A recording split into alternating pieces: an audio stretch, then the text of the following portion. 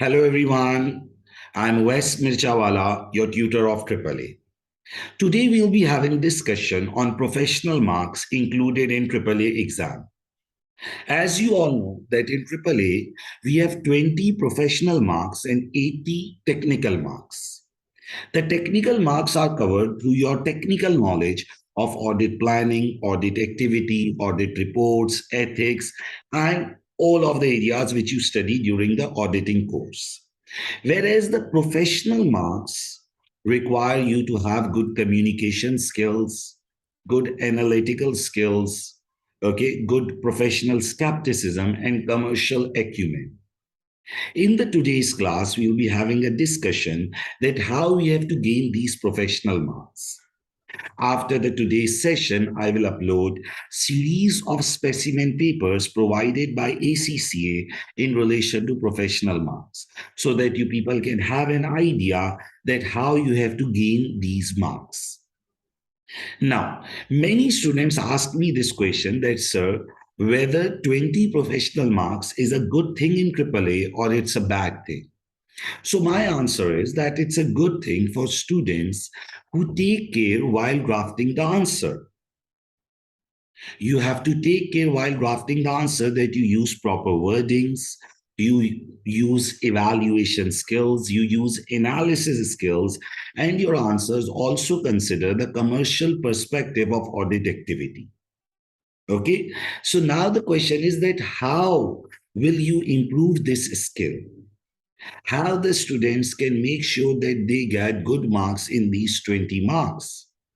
Okay, so for this, in the today's session, I will brief you that what is the objective of the examiner from these professional marks. Then we'll go for specimen paper. And then as you all know that my approach includes marking facility and feedback to the answers. I'll give some homeworks to you people, which you will attempt and send me for the marking, and then I'll give you feedback on it. See, what you need to understand is that in audit and assurance, all the students feel that their answer is good because it's a theoretical paper. Okay, but the problem now is not right or wrong answer. The problem is that whether your answer demonstrates professional skills or not. Even if you have written a correct answer, but your communication, your analysis, your commercial acumen is weak, then you will lose 20% of the marks. Okay, so in order to improve this skill, what you need to do is that you listen my today's lecture, you listen to my specimen papers, and then the most important thing is that you have to do some homeworks, some assignments, and you have to send me your papers for marking. When I will give you the feedback on your scripts, when I will give you the feedback on your draft answers, this will help you identify that in what areas you are lacking these professional skills. See, if you just attend my today's lecture and you attend my specimen papers, then you will be able to do 40-50% of the professional marks. But if you want perfection, if you want 70-80% coverage, then what you have to do is that you have to do some papers and send me for the marking. And those students who are enrolled with me, they know that the point which I offer to my students is marking, and I emphasize too much on it. Because until and unless you will take feedback from me, you will not be able to improve your writing skill. Okay, so it is not just about taking pre-recorded lectures. It is about having a complete support system in which you have to connect with me and you have to take feedback from me. Okay, now in professional skills, the examiner expects 4 elements from students. Okay, there are 4 expectations of the students, the examiner in professional skills. Now, what are those professional skills which the examiner expects? The first one is communication. The examiner requires that students should write clear answers. They shouldn't be writing ambiguous answers.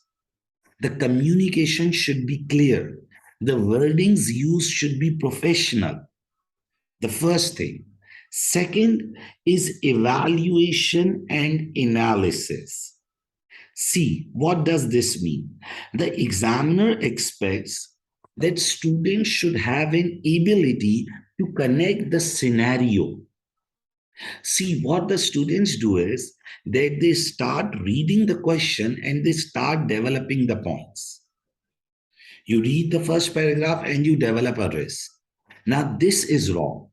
The examiner says that student should read a complete question and then he should start writing the points.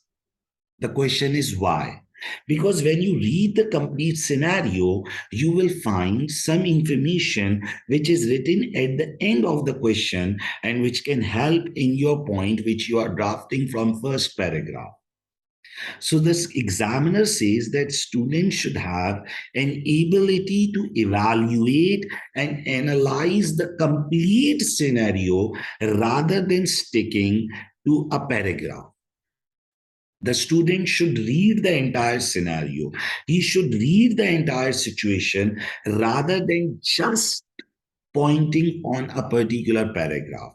So students should have an ability to evaluate and analyze. He should use the financial data. He should use the ratio analysis. Like, let me give you one example. For example, if you're writing a business risk on exchange rate, if you are writing a business risk on exchange rate, you will discuss that if the currency will depreciate, it will increase the cost. Now, this point is identified from a particular paragraph that the company is importing raw material. So if the currency will depreciate, then the cost of imports will rise. Now, what the examiner wants from you is that you should go to the financial data, you should calculate the profit margin, and you should comment on that also. What the students do is that they just focus on a particular paragraph. They don't go through the entire question. Okay, like for example, if there is a competition in the market and you are writing that due to competition the sales may fall, so the examiner wants that you should go to the financial data and you should refer to the falling sales. Okay, so the first thing is communication. The second thing is evaluation and analysis. The third thing is professional skepticism. Professional skepticism and judgment. Now, what is professional skepticism and judgment? The students should have an ability to look to the scenario with professional skepticism. They should question the validity of the data. They should question the validity of the data. If there are counter comments available in the question, they should highlight that. And professional judgment, they should be using their judgments. Like, for example, just listen to me. Like, for example, if there is a situation in which 4 points suggest that there should be impairment and 1 point suggests that there should be no impairment, then students should refer all of the points, favor and counter both, and then he should take a judgment that what should be done here. And the fourth skill which the examiner expects is commercial acumen. I will discuss all of these in details. Here I am just pointing them out. What is commercial acumen? Commercial acumen means that the student should have an ability to look at the things from commercial perspective. Like, for example, if the client, listen to me, if the audit client is asking you for some non-audit work, if the audit client is asking you for some non-audit work, then you can simply write that we will decline. So the examiner says that rather than decline, you should write politely decline. Because commercial acumen, you cannot lose your client. Then you should also write that it is normal in the industry that audit firms give some abnormal favors. Now, by abnormal favor, this do not mean that you will prepare your financial statement. By abnormal favor, it can mean that they can advise on small items. This is the commercial acumen. Or for example, if the client is giving a small gift, or if the client is inviting you to a small lunch, so you can say that it will create a self-interest rate. But at the same time, you will write that practically some element of gifts and hospitalities is accepted. Like, for example, if the client is asking you to come to a lunch, you will not say that, oh, you are audit client and I'll not come for your lunch. That will be very odd, and that is not justifiable from commercial perspective. So what the examiner expects is that students should have proper communication. Students should have proper communication. The answers shouldn't be ambiguous. The answers should be clear. They shouldn't be ambiguous. Okay, you should write conclusions. The communication should be good. The second thing is that your analysis, your evaluation should be good. You should be connecting the entire question data. Your skepticism, you should be exploring the possibilities rather than just sticking to one point. You should be taking the judgments, and then you should have commercial acumen. You should be thinking from practical perspective that audit firms are also business entities. They have to look at their business also. They are ethical, they are very strict at code of ethics, but they look at commercial perspective also.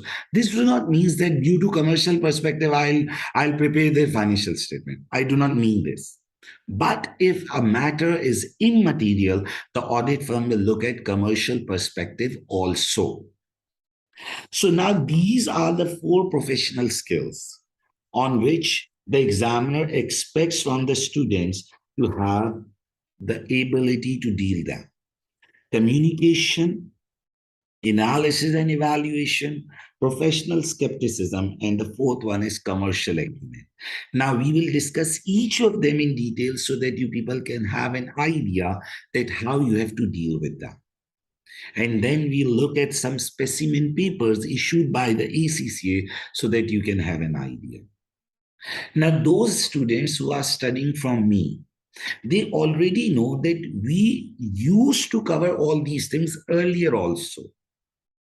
Like in my answers, I always used to ask the students to cover all these things. Okay, so it is nothing a major thing. You already cover these things in your answers, but now you have to take more care. Okay, so let's talk about the communication. Then we'll move towards analysis, then professional skepticism and commercial acumen, so that you can have an idea that how you have to take care of these 20 marks. Okay. Now, in communication, the examiner requires that the student should use clear wordings. He should be using professional wordings, and he should be able to communicate in unambiguous manner. Now, this is one of the skill which was already required in AAA exam. The examiner expects that students should not be repeating the question again and again. He should write concise and specific. Now, what the students do is that they repeat the question's information again and again. The examiner says that don't do this. Follow an appropriate approach. Like, for example, if you're writing a risk, you will first identify the risk, then you discuss its impact, and then you give the evaluative comment. Now, this risk should be between 4 to 5 lines. What students do is that they repeat the question situation first, then they repeat the elements given in the question, and in this way, their answer becomes too much lengthy and it fails to communicate the risk properly. So, in communication skill, what the examiner wants is that inform concisely, objectively, and unambiguously. What is concisely? To the point. Don't write extra points. See, the examiner makes you an audit manager. So you have need communication skills like an audit manager. Now just think about an audit manager. He shouldn't be repeating the things again and again. He should talk specific, concise, and clear information. What do you mean by unambiguous? It should be clear. It should be absolute points. Okay. So, what skills the examiner is expecting is that the student should be able to write concise points, specific points. Don't repeat the question too much. Don't repeat the story too much. Okay. And write clearly what do you want to say. What students do is that they write ambiguous comments, okay? Adopting a suitable style and format, okay? Use subheadings, okay? Use subheadings. Like, for example, if you're writing risk, so use subheadings for the risk, okay? Using appropriate technology. Like, for example, if you are doing an analysis, you should do on the spreadsheet, okay? You are provided with two response options. One is word processor and one is a spreadsheet. So if you are making a detailed analysis, then you should be using the spreadsheet for it.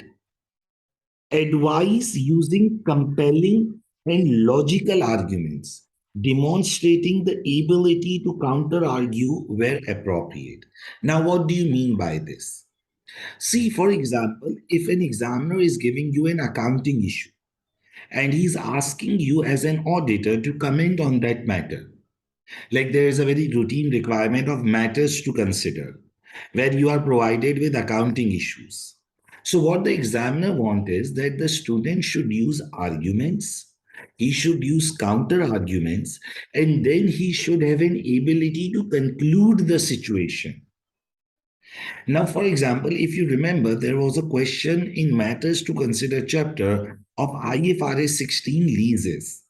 It was a question on situation of short leases, that the client has capitalized three short leases and has not capitalized two of the short leases.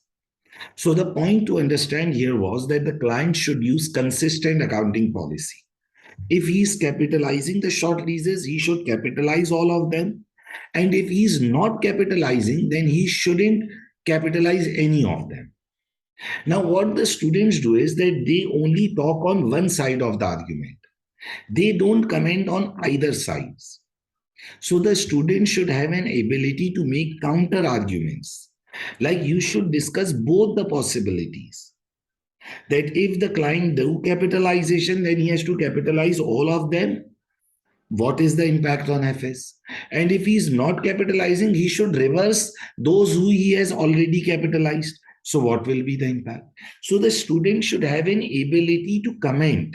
He should have an ability to argue and counter argue.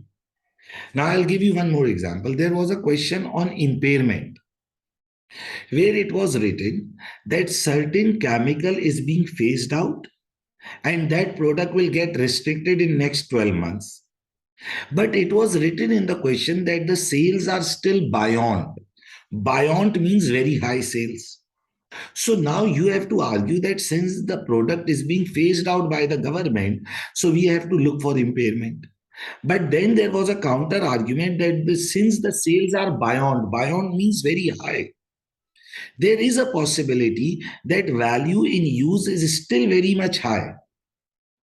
So advise using compelling and logical arguments, not your own thoughts. Based on the standards, talk absolute things. Arguments demonstrating the ability to counter argue where appropriate. This means that you can communicate either sides and you have compelling arguments, you have logical arguments.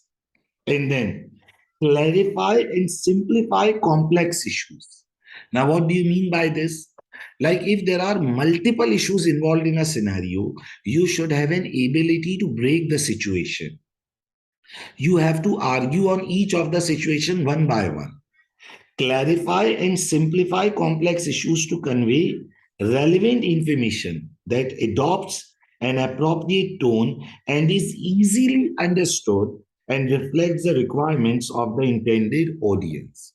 You should have the ability to break the requirement. You should have the ability to simplify it and make sure that what you are writing is sufficient to cover the requirement, is sufficient to answer what the examiner is requesting. So, if I talk about the communication skill, if I talk about communication skill, What are the issues?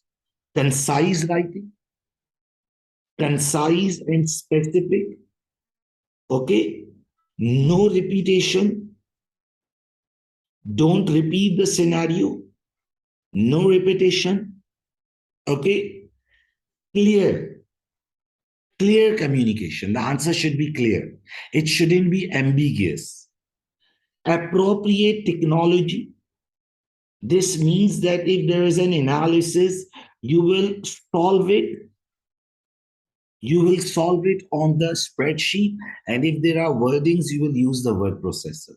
Use appropriate technology. Then professional wordings. Use professional wordings.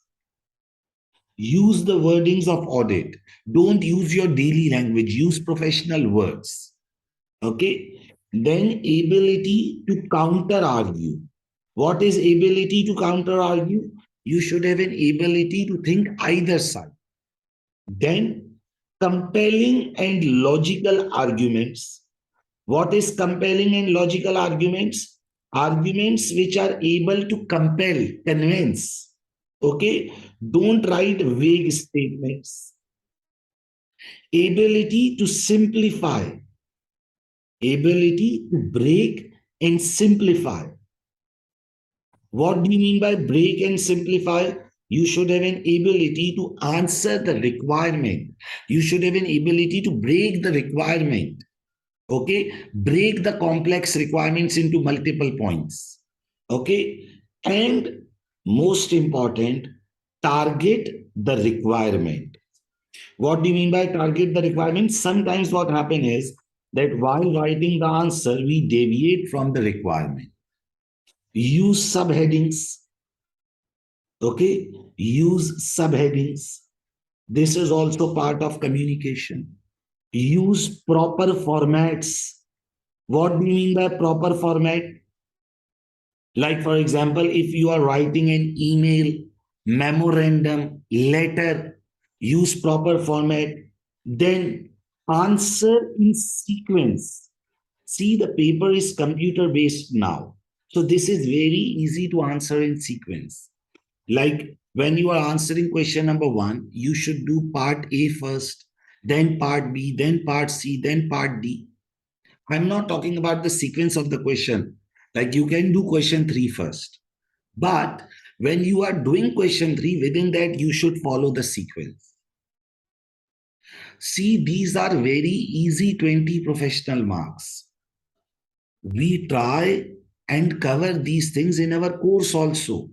The assignments, the classwork, I have covered all these things in the course also. But still, you have to keep these things in mind separately also. Be concise and be specific. Don't repeat the things. Okay? Don't write ambiguous comments. Write to the point, specific.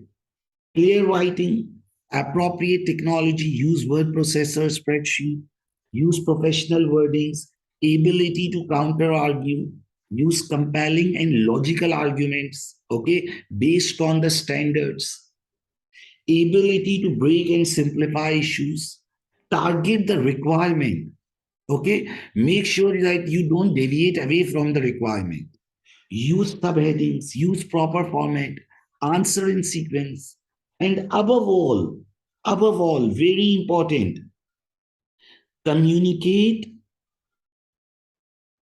like a manager. Communicate like a manager talking to partner. Now, what happens is that majority of the students who are giving AAA paper are not part of audit firm. They haven't started their professional career. And even those who are in professional life, they are like at audit junior or supervisor level.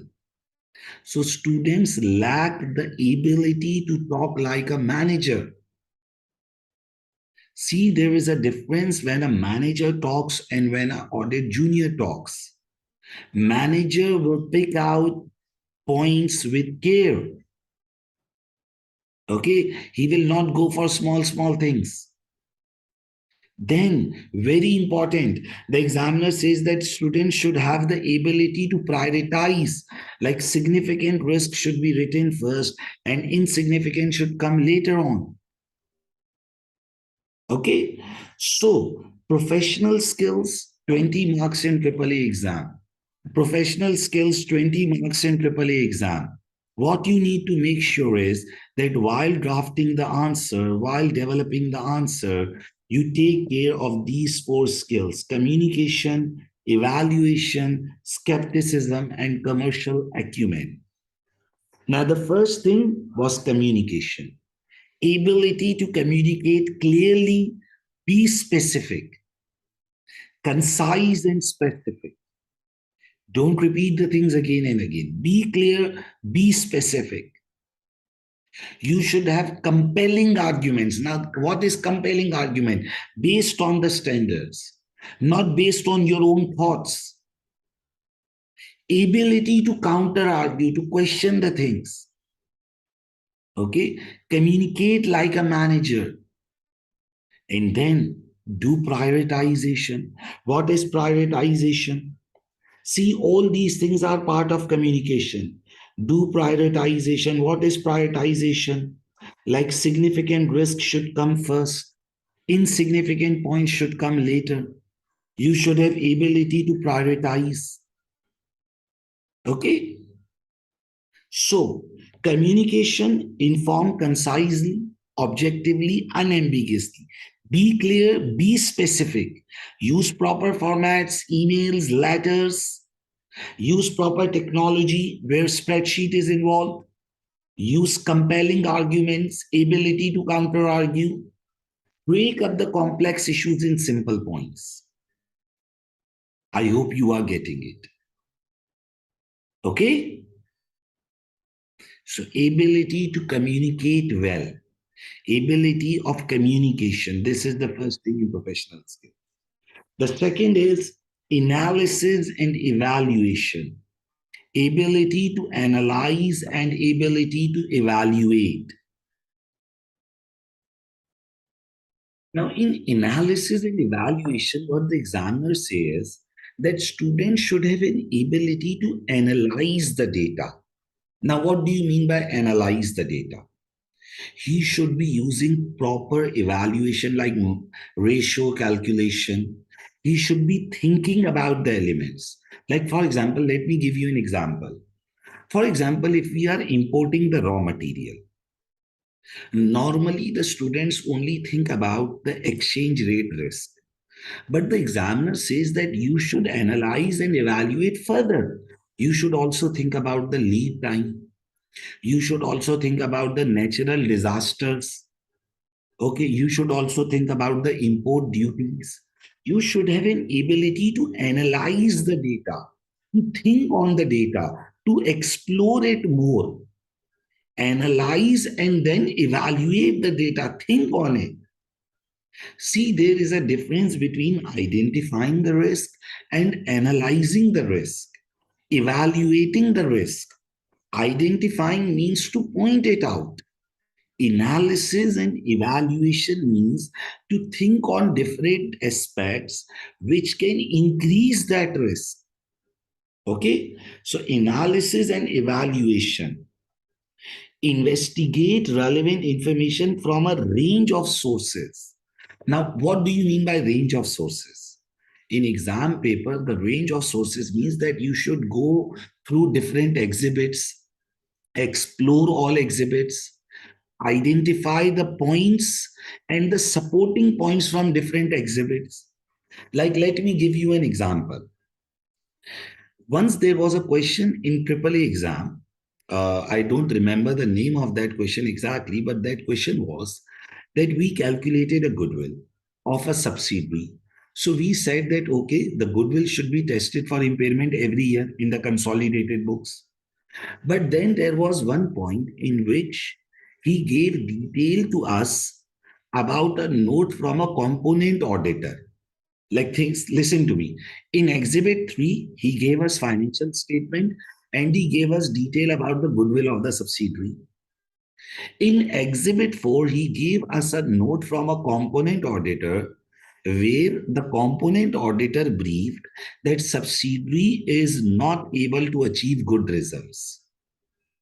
So now the student should use the information of Exhibit 4 while developing the risk. That he should write that while we are commenting on the goodwill, he should refer that as stated in the component auditor's note, as identified by the component auditor, that the company is not performing well. Therefore, there are indicators of impairment of goodwill also. So, what is analysis and evaluation? What do you mean by range of sources? Use all exhibits. Use whole question. Now, what the problem of the students is, listen to me. They read a paragraph, they write a risk. They read a paragraph, they write a risk. They don't read the whole question. Even if you are writing the risk along with reading, still what you need to do is that if you find any relevant information later on, you should add up, go back and add in your risk. Use all exhibits for evaluation.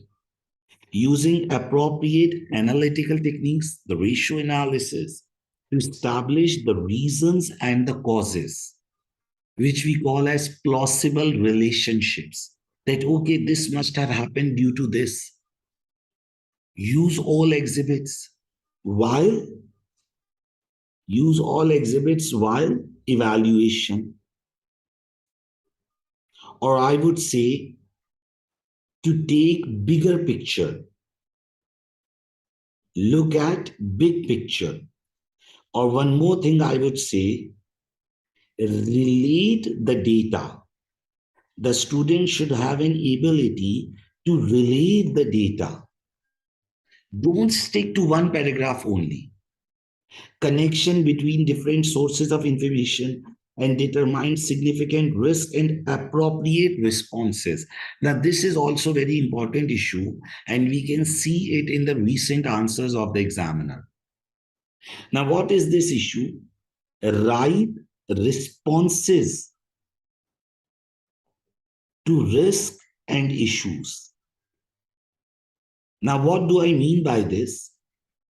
Like, for example, if you are writing the answer of audit risk, then you should also be writing 1 or 2 lines on the response.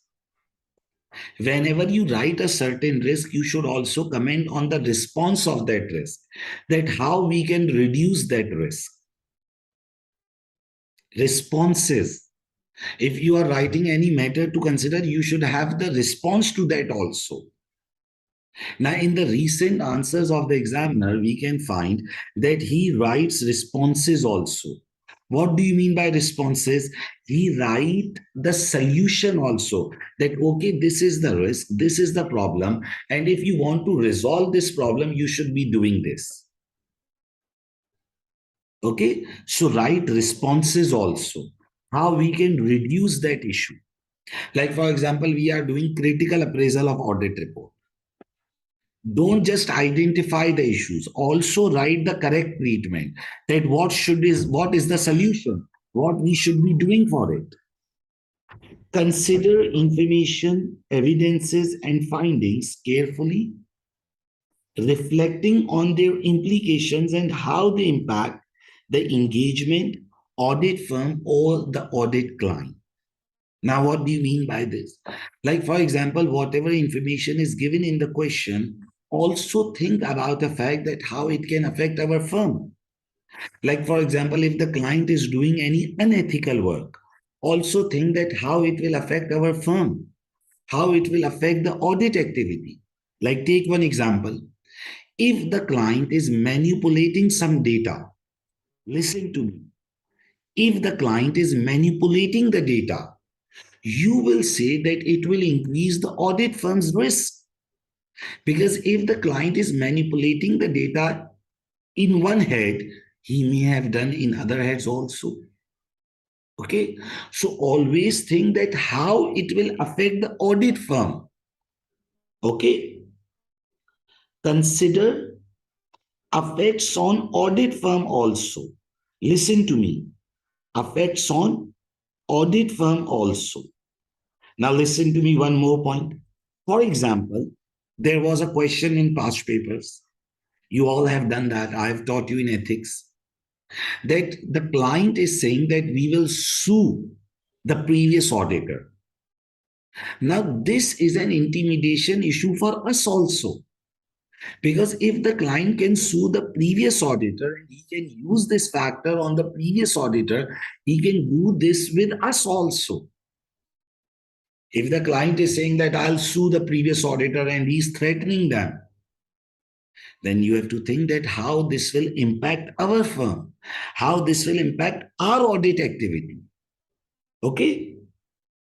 Assess and apply judgments when considering ethical and professional issues, audit matters, and when making conclusions or recommendations, taking into account the implication of such decisions on the audit firm, engagement, and audit client.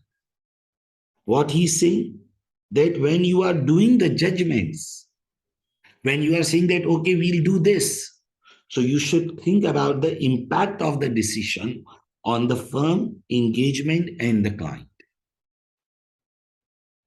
You should have an ability to think about the outcome of your decisions.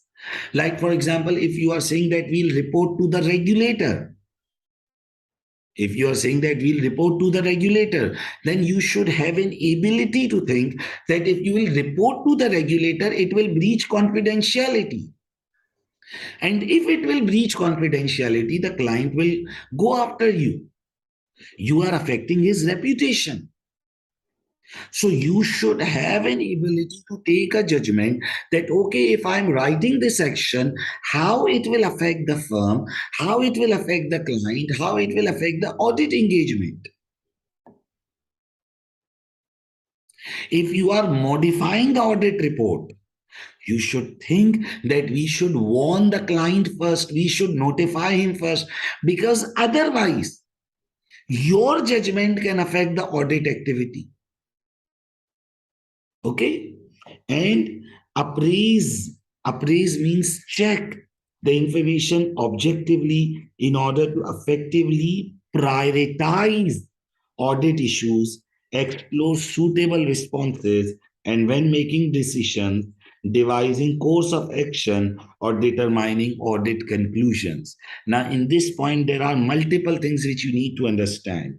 Now, number 6, write points according to significance.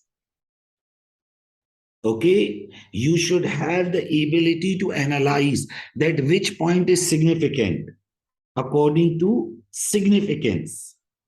C, appraise the information, check the information objectively in order to effectively prioritize the audit issues.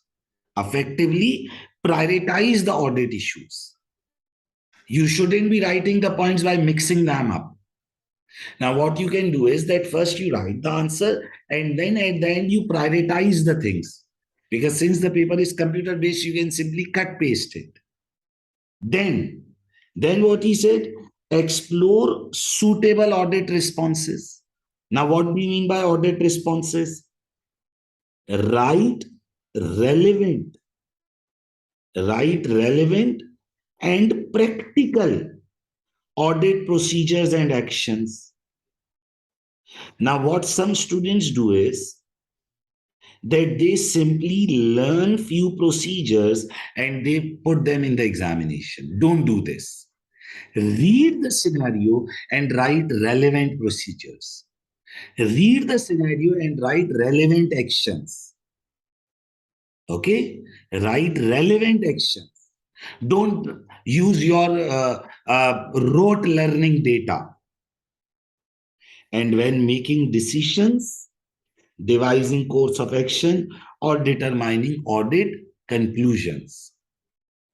When you are making decisions, when you are writing a course of action, or when you are determining conclusions, you should write suitable responses. So here I would say one more point, that you should learn ability to conclude, write conclusions. And while writing conclusions, you should prioritize the issues. You shouldn't be just mixing the things up that, okay, 3 points are in favor A and 5 points are supporting issue B. Don't do this. You should have the ability to prioritize the qualitative factors.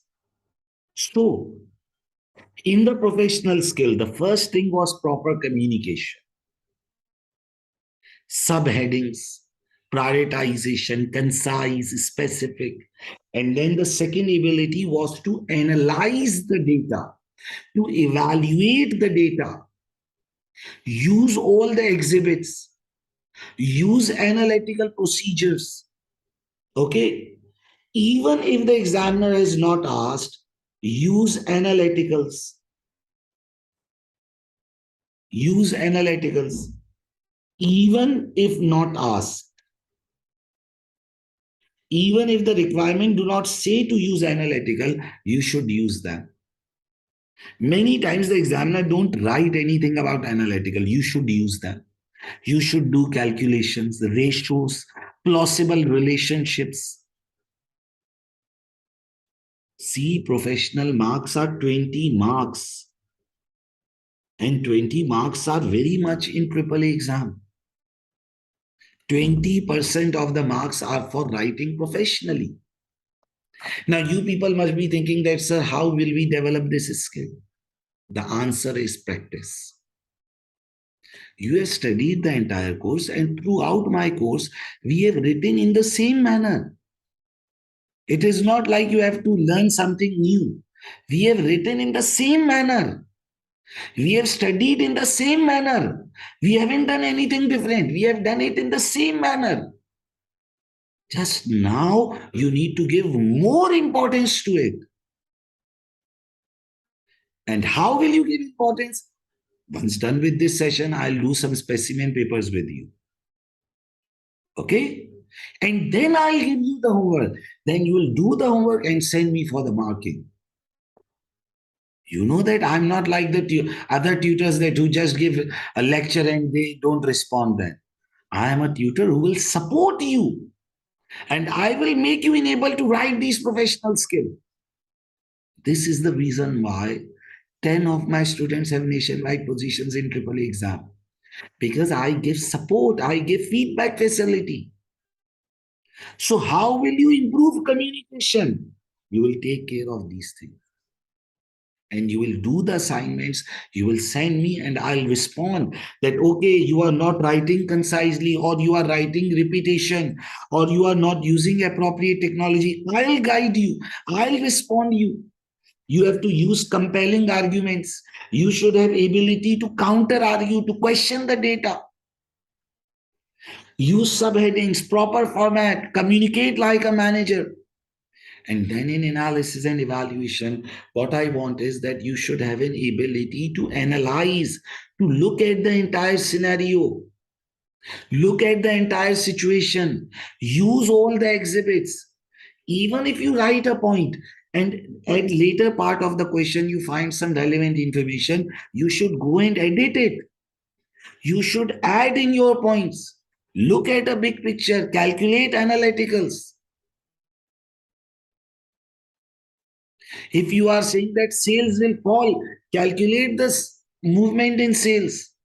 If you are saying that there is a reputational issue, calculate the movement in sales. Use the numbers. If you are saying that sales will fall, but in the scenario the sales are increasing, then you should analyze that why the sales are increasing. You should write that thing also. Like, for example, the reputational event happened at the end of the year. So you will say that, okay, during the year sales are increasing, but since the reputational issue has happened at the end of the year, so this may impact in the next years. If some reputational issue happened at the end of the year, so during the year the sales must have increased, but in the next year it will show the outcome. So you should have the ability to evaluate, to think, to analyze the data, to look at the entire scenario and relate to the data. Don't write general points. Write responses to the risk. Like, don't just identify the ethical issue, write the safeguards also. Like, if you remember my lecture of ethics, I always say that even if the examiner has not asked you to write safeguards, you should write them. Even if the examiner has not asked you to write actions to be taken, you should write actions to be taken, because it's part of professional skill that we will write responses to whatever issues we are identifying. Then you should have the ability to think about the impact on audit firm. You should write according to sequence. You should write practical audit procedure, not just rote learning data. You should write conclusions where possible. Okay, you should appraise the information. Appraise means check the information, and then you prioritize the issue, that okay, this issue is more important, rather than just mixing up important and unimportant ones. Your audit responses should be practical, not just the rote learning ones. Okay, so the first thing was communication. The second thing is ability to analyze. Now, the third point is professional skepticism and judgment. Now, what is this? Now, this third skill of professional skepticism and judgment. Now, what does this require? See, professional skepticism means ability to question the data. The student should have ability to question the data, to counter argue the data. Like, the student should identify that, okay, if it is written, then there is a probability of such a misstatement. Like, students should think out of the box. They should question the data given in the scenario. Professional skepticism, they should challenge the data, that okay, if it is written, then maybe there is this particular issue. Now, I'll give you concept with an example. Listen to me. What happens is that if there is a misstatement in the question, the students easily identify the issue, that okay, this is a misstatement.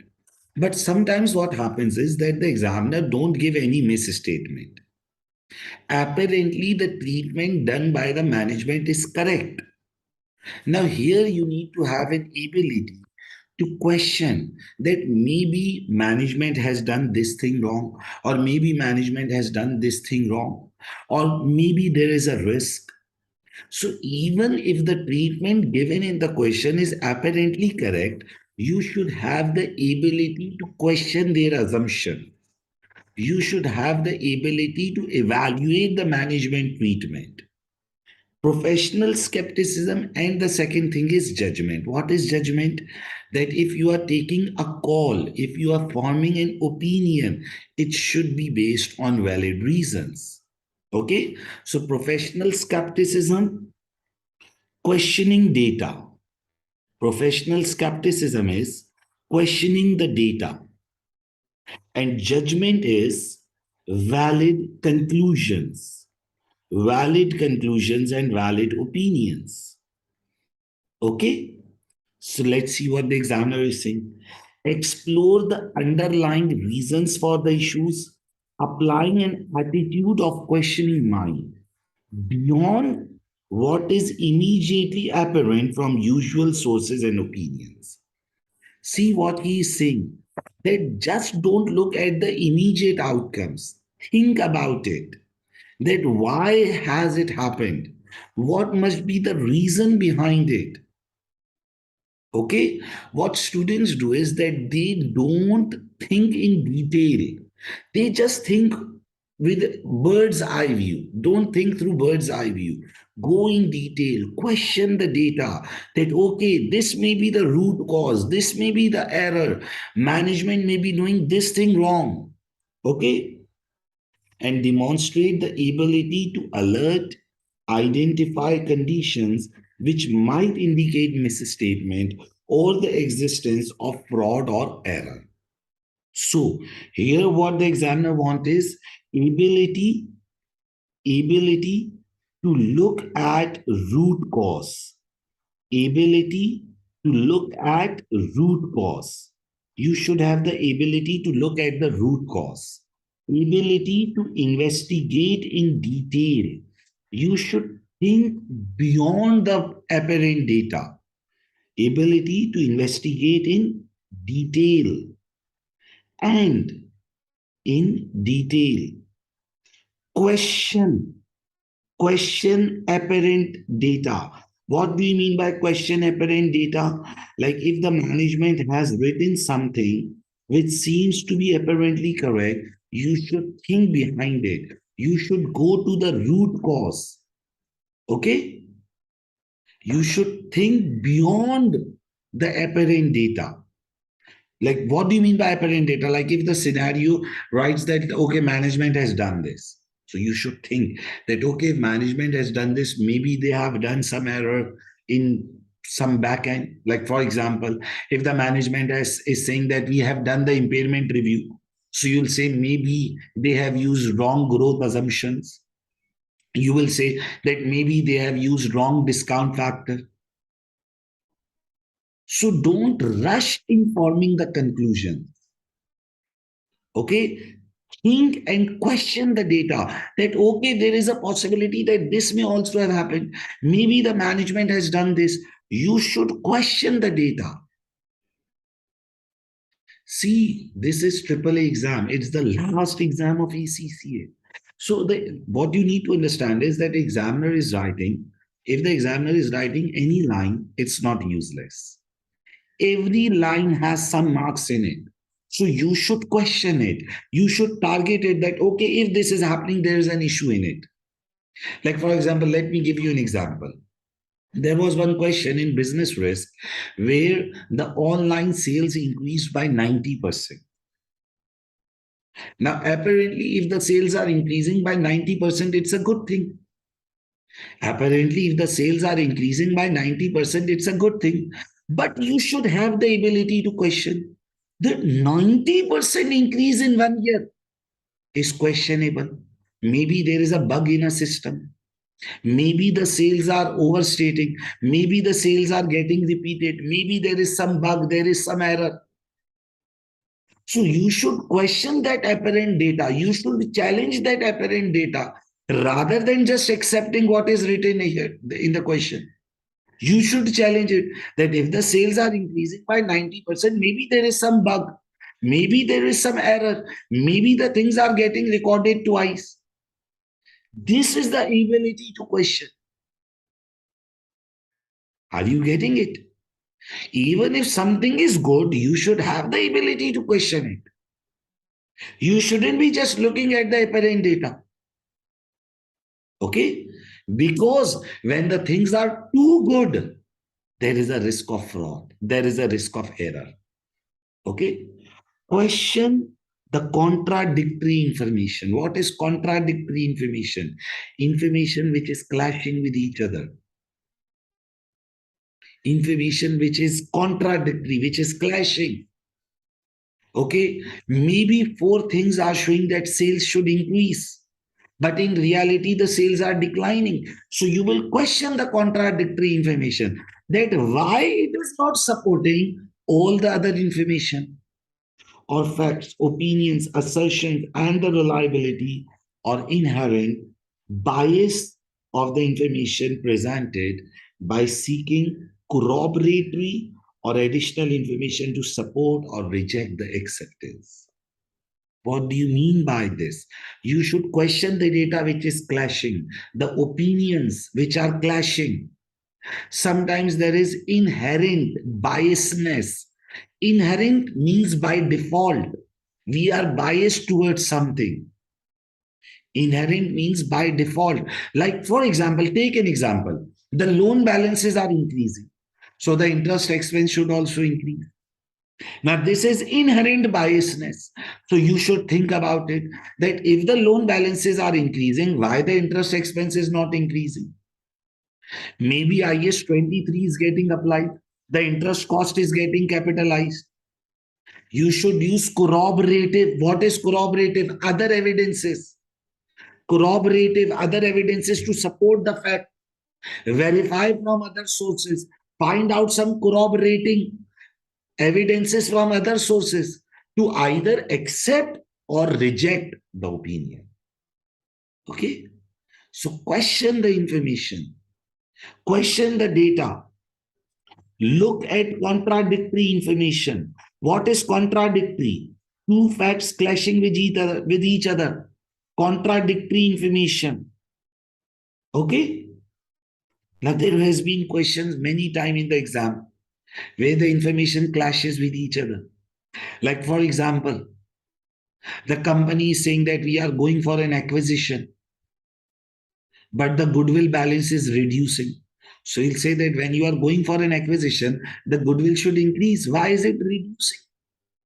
Look at the contradictory facts, look at the contradictory opinions which are clashing with each other.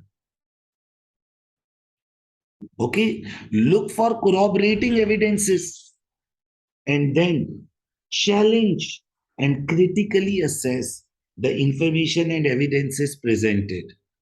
Challenge and critically assess the evidences presented or decision made to reach a conclusion on whether sufficient and appropriate evidences has been obtained on which to base the audit opinion.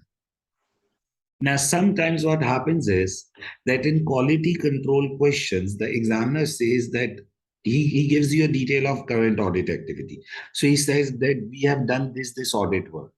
So you should challenge the audit work. You should question the existing audit work. Like, for example, let me give you an example. There was a question in quality control where it was written that we have verified the existence of assets through purchase invoices. We have verified the existence of assets through purchase invoices. So you will question the data, you will challenge the evidence that how can you verify the existence through invoices? Invoices verify the purchase. Invoices don't verify the existence. Challenge, critically assess the evidence is presented. So what do you mean by this? This means challenge the existing audit work. If the question says that we have done certain audit work, you should have the ability to challenge the audit work. That, okay, the audit work done is not sufficient, it is not appropriate. And even there is a one question type which comes in exam, which is the sufficiency and appropriateness of audit evidences, where we comment that whether the existing audit work is sufficient and appropriate or not. So you should have the ability to challenge the work, to question the work, that whether the existing audit work is sufficient or not, and demonstrate appropriate judgment, professional judgment. You should have the ability to form the judgment, to form the opinion, including the application of appropriate auditing, accounting, ethical standards, to draw conclusions, make informed decisions about the course of action which are appropriate in the context of engagement. You should have the ability to take a judgment, to take a call that, okay, now at this point we'll reject the engagement, we'll resign. Okay, you should have the ability to take a call. We'll modify the opinion. We'll report to the regulator. You should have the ability to make a call, to make a judgment. But that should be based on ethical accounting auditing standards. Make informed conclusions, proper conclusions, based on the arguments, based on the logics. But you should have the ability to take a call, to take a judgment, to take a conclusion. What students do is they identify the points and they leave the issue in between. No, identify the issues and then take a call, take a judgment that, okay, these are the issues. Now we'll do this. We'll resign. We'll use second partner opinion. We'll go for review. You should have an ability to take a judgment, but based on auditing, accounting, and ethical standards. So professional skepticism Professional skepticism is ability to question. Professional skepticism is ability to question, to look at root cause, to investigate in detail, question the apparent data, look at contradictory information, challenge the existing audit work. And the last thing is to make ability to make professional judgment. What is professional judgment? The judgment which is based on accounting, auditing, and ethical standards, not the biased judgments. The judgments based on accounting, auditing, and ethical opinion. So, when I talk about the professional skills, when I talk about the professional skills, when I talk about the professional skills, the 20 marks, you should have the ability of communication, properly communicate the data, use headings, use subheadings, don't repeat, talk precisely, use professional wordings. You should have the ability to evaluate, look at the bigger picture, use analytical procedures, the ability to evaluate. Okay? The third thing is professional skepticism.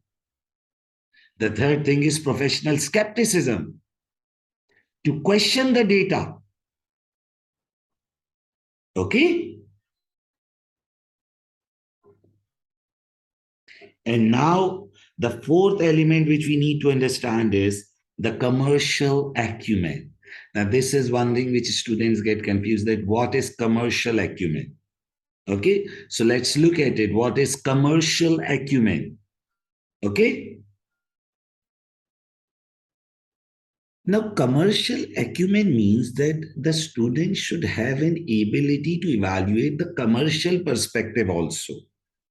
Now, sometimes what happens is that student gives actions or suggestions which are not commercially viable. Like, for example, if you simply write that we will resign from the engagement or we will reject the engagement, maybe this is not commercially viable from the firm's perspective. So you should use some other actions also, like you can use a separate team, you can use a second partner review. Now, these things will enable you to achieve the commercial objectives also. Now, you have to think about commercial acumen from two heads: client perspective. Now, sometimes in business risk questions, you have to think about commercially for the client's business also.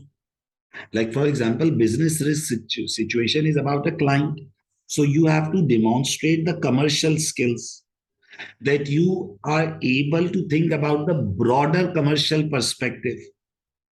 Okay, like for example, if a client deals in luxury products, so you can say that commercially there is a risk that in times of recession that the client's business may suffer.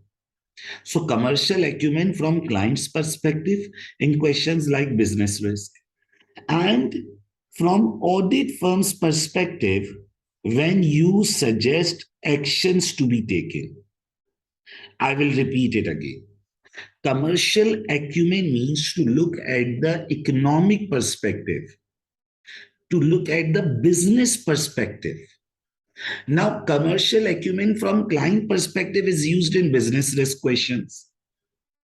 Commercial acumen in business risk question is used from client perspective, is used in business risk. Whereas from audit firm perspective, the commercial acumen is useful when you are suggesting the actions to be taken. Okay, demonstrate the awareness of wider external factors or implications in given scenario for the audit engagement, audit firm, or audit client. You should have the ability to look at a wider picture, that how this will affect our business. Okay, how this will affect our business. Like, for example, if I give you an example, there was a very old question in business risk where the government was asking us to write down the nutritional information of the product. It was a question of business risk. Maybe some of you remember, it was a question named as Chambers Company. Now, in that question, the government was asking us to disclose nutritional information of the product. Now, from the commercial acumen perspective, you will argue that we were selling fast foods in that scenario. Fast food nutritional information. Fast food is very less nutritional. It is unhealthy food. So you have to argue that if we write nutritional information of unhealthy food, maybe the clients will switch away. And there was one more argument that if we will write the nutritional information, maybe our competitors will get to know about our ingredients and they may copy our products. So commercial acumen from client perspective is useful in business risk. And commercial acumen from audit firm perspective is specifically useful when you are dealing with ethical scenarios. Like in ethics, when we write the actions to be taken and you students write it straight away, reject the engagement, resign from the engagement. Now, is it viable commercially that you will reject and resign for all issues? Okay, if the issue is material enough, then only you think about resignation.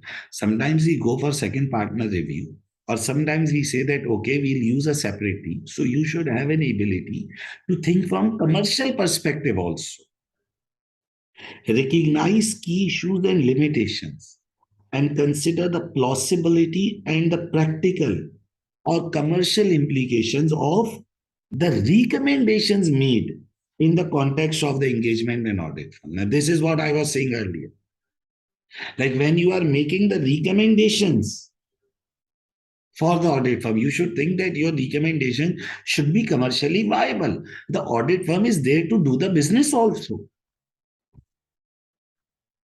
So, commercial acumen from client perspective, so it is relevant when we talk about business risk.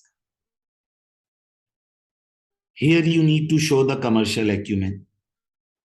And from audit firm perspective, when you are giving actions or recommendations, show insight and perception in understanding the wider implications and impact of implementing relevant recommendation and demonstrate acumen in arriving at suitable conclusions. Okay, like for example, let me give you one example. If we are, listen to me, if we are offered audit of one more client, which is of the same industry, and we are already auditing one client of the same industry, and today we are asked to do audit of the second client. Both are of same industry. Listen to me. For example, if there is a banking industry, and we are already auditing one bank, and now we have an opportunity to get audit of one more bank. So there is an issue of confidentiality. There is an issue of confidentiality that if we will audit two clients of some same industry, the information may get disclosed. There is an issue of conflict of interest. So the students simply write that don't do audit of two clients of same industry. But you need to think about commercial acumen.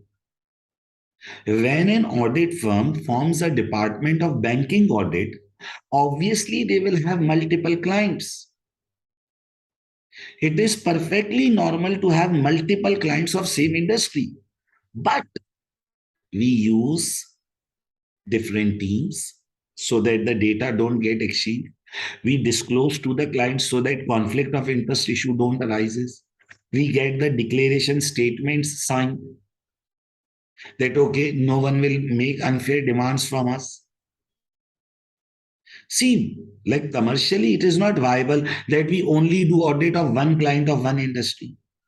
Obviously, we will do audit of multiple clients of same industry. That's why we have made a complete department. Like if I have a department of manufacturing, I will audit multiple manufacturing companies because it is viable from commercial acumen perspective. Commercial profitability, we are there to do the business. But we have to think about ethics also. So we'll use separate teams, we'll use second partner review, we'll use disclosure option. Okay. So when we talk about the professional skills, these are 20% marks in all the questions. Okay. In question number one, your question number one is of 50 marks, so 10 marks are professional. In question 2 and 3, 5 marks are professional. 4 skills: communicate clearly, use proper formats. Second thing, analysis and evaluation should be proper. Third, skepticism, questioning the data. Skepticism, question the data. Fourth, look at the commercial perspective also. See, in the today's class, I have discussed all of these skills. I made a list of pointers also for you. But now, the most important thing, I will apply these professional skills on the specimen papers. We'll do the specimen papers together. We'll discuss the specimen papers together. There are 3 specimen papers in this regard. We'll do all the 3 specimen papers. I'll do 2 papers with you people, and 1 paper will be homework, which you will attempt and send me for the marking. But first, we'll do 2 papers together so that you can understand that how I am using professional skills. See, these professional skills are already covered during the course. I have taught these already during my course. But now we are looking at them specifically so that you have more clarity. Okay? I hope that you people have understood. So there are 4 professional skills: communicate, analyze and evaluate, skepticism, question the data, and the 4th one is commercial acumen, look at the commercial perspective. Look at the recommendations which you are making. Okay?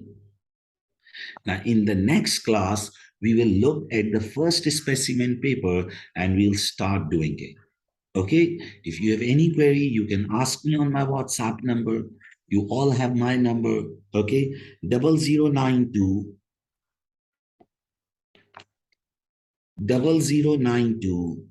345 8099831. I hope that you all have my number. You can ask me, okay, if you have any query in relation to these professional skills. Okay, so we are done for today. In the next class, we'll look towards the first specimen paper. Thank you, everyone.